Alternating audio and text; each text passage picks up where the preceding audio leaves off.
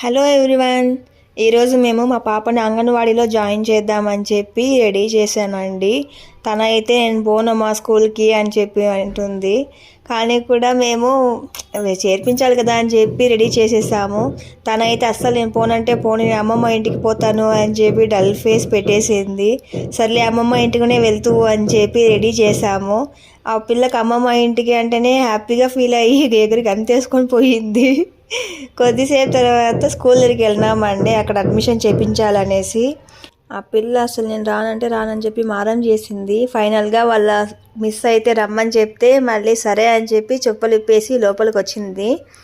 అక్కడ చాలామంది పిల్లలు ఉన్నారండి, హిందీ వాళ్ళు కానీ కర్ణాటక పీపుల్ చాలామంది ఉన్నారు. ఆ పిల్లకి కన్నడ రాదు, హిందీ రాదు, ఏం చేస్తుందని నేనైతే చాలా టెన్షన్ పడ్డాను. వెళ్ళిన వెంటనే అక్కడ పిల్లల్ని చూసి సరే అని చెప్పి కూర్చొనేసింది. నాకు ఒక నోట్స్ బుక్ తీసిమా అనింది. బొమ్మలు ఉండే బుక్కులు